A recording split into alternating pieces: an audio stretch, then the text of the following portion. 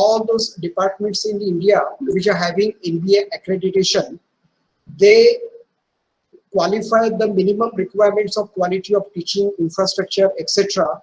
as per with the international level. Again, I'm happy to share with you that at national level, NIRF ranking, which is an initiative of MHRD government, in that national institutional ranking framework, our institute, it comes in the rank band 201 to 250 in this particular year, 2020. What that band indicates? That band indicates that our institute, FCRIT, we are in the top 5% of the undergraduate institutes at all India level. Now, before coming to the other points, you are the aspirant students who want to join engineering course, and here are some important attributes which every engineer must demonstrate. What are those attributes? Definitely, you being an engineer must have the technical knowledge in your domain as well as skills related to your domain. You must have the problem analysis mindset. You should be able to solve the problems. You should have the creativity and you should have the natural curiosity. That is important. It should not happen that because your parents are forcing you or you're not interested in joining engineering, but somehow you are joining the engineering. That should not be the case. You should have the natural curiosity to join an engineering discipline. You must be able to work in a team. So both are important, working individual and working as a team. Both are the requirements of the industries. Your communication skills must be very good, and that includes oral communication, written communication, and presentation skills. You should be able to demonstrate the leadership skills. You must be aware and you must be concerned regarding those issues of the society and the environment. And then, very important one, you must demonstrate lifelong learning. So every day, every week, every year, apart from whatever is being taught in the college, in the department, you must have the attitude of learning yourself. That is very important. Now, this is what is the model we follow at FCRIT, our EXCC department model, with the help of vision of the management, where the management includes our managing director, Father Almeida, and our principal, Dr. S.M. Koth.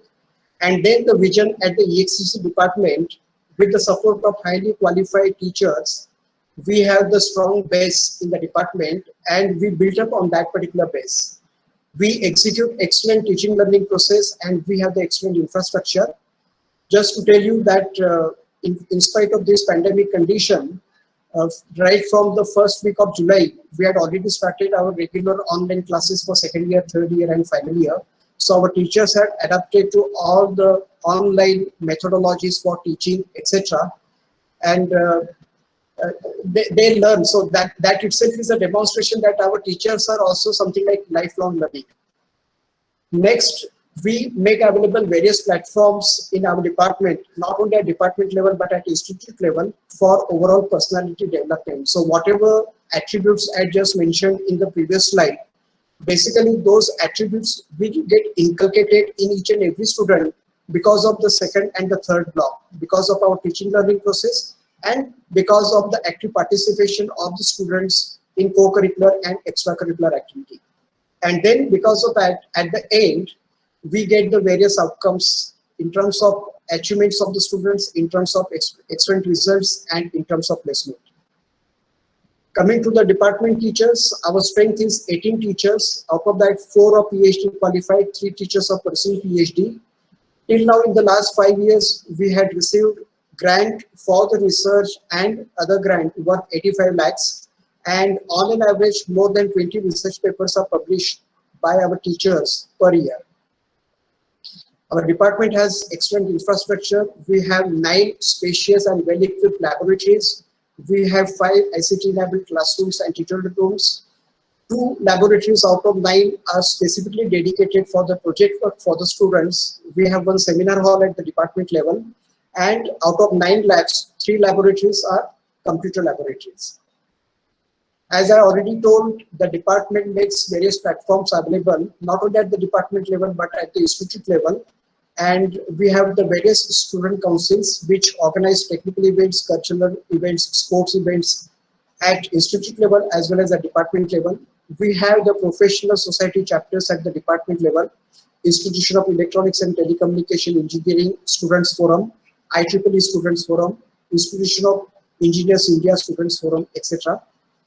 NSS, we are member of the NSS, so our students, they get involved in community services, and we have number of students club at the department and the institute level, Agnel Robotics Club, Coders Club, AI and Deep Learning Club, etc. The outcome, because of all those activities, is our students' achievement. So I'm happy to share you that recently in 1920, E-Yantra National Level Robotics Competition was held by IIT Bombay, and in that competition, one team which consists of those 4 students, where those 2 students are from electronics and telecom and those 2 students are from IT background, they had won the first prize in that national level competition. Apart from that, in 2019, Smart India Hackathon is conducted at all India level by the Government of India, All India Council for Technical Education. And in that also, different teams from FCIT, they had won the competition. The point which I'm trying to emphasize is that your branch definitely may be important, but more than that, it is basically interdisciplinary nature of working of the students that is more important, because whether you take the E-Yantra competition where I told that students are from electronics and telecommunication and IT, or whether it is something like Smart India Hackathon competition where students are having a background of either computer or electronics and telecommunication or mechanical, they all work together as a team. Now again, one important indicator, when it comes to final year results, more than 90% of our students, they complete their engineering in 4 years' time.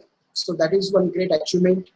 And our students are putting lots of efforts, our teachers are putting lots of efforts, and that results in this one particular achievement. These are the recruiters who regularly come to our institute when the students are in the final year. This is the statistics of the placement. The blue color indicates the number of students which are eligible at the institute level. The red color indicates the number of students who are placed, and the green color indicates the number of students who go for higher studies. And this data is for the last 5 years, right from 2014-15 till 2018-19. I can summarize this graph with those 2 points. On an average, around 85% of the eligible students, they get placed through the campus. And on an average, around 15% of the students, they go for higher studies in foreign and Indian universities.